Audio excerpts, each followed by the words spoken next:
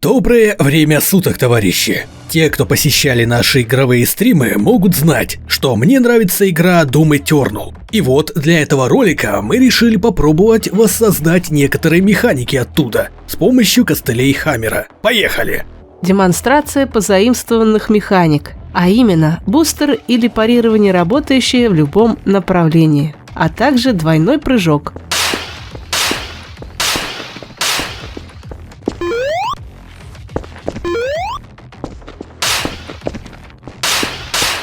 Начнем с...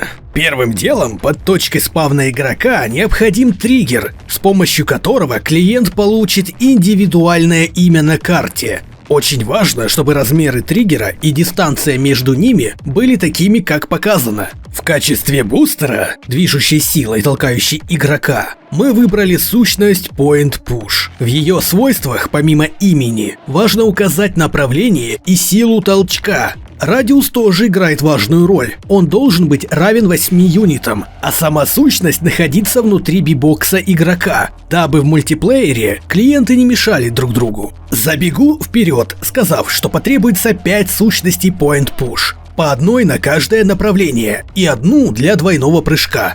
Запомните их расположение. Для бустера, толкающего игрока вверх, то есть для двойного прыжка, потребуется указать силу толчка существенно выше, чем для других направлений. Когда со свойствами разобрались, обязательно следует заглянуть во вкладку Flags. Нужно использовать все флажки, кроме последнего. С этой сущностью мы закончили. Возвращение к триггеру. Когда на карте размещены и настроены 5 Point Push, их нужно приклеить к игроку. Хаммер будет говорить, что setParent не существует для этой сущности, но вы его не слушайте, бустеры приклеются. Важно выставить тайминг через 0,01 секунды, чтобы игрок успел получить индивидуальное имя, к которому будут крепиться наши сущности.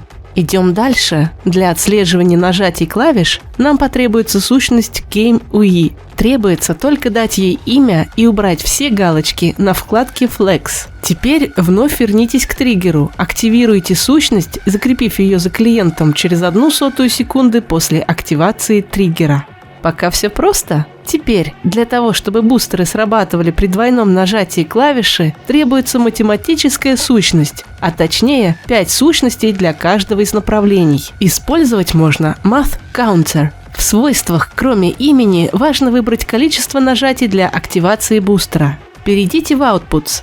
Нужно указать, что при достижении максимального цифрового значения будет включен бустер и выключен через 0,04 секунды. Также можно и следует добавить команду сброса счетчика, если при истечении 1/4 секунды клавиша не была повторно нажата. У каждого из Math Counter все одинаково, различие лишь в именах бустеров. В принципе, все готово. Почти все. Для активации двойного прыжка нужно будет создать дополнительную сущность GameUI, которая будет отключаться по нажатию пробела. В Outputs обязательно нужно указать, когда игрок выключает сущность, прибавить единичку для Math Counter, отвечающего за прыжки, а также насильно включить сущность через 0,04 секунды, чтобы можно было пользоваться двойным прыжком более одного раза за игру.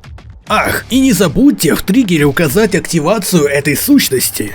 Все готово! Чтобы придать шарму нашей механике, я решил добавить звуковые эффекты для двойного прыжка и парирований. Здесь все предельно просто. Используется 2 Ambient Generic, которые закрепляются за клиентом с помощью триггера. Активировать амбиенты будут Math Counter сущности при достижении максимальных значений. Очень просто и здорово. Скачать префаб смогут все наши подписчики на бусте, имеющие уровень подписки бывалый и выше. А на этом все. Удачи, тамадачи!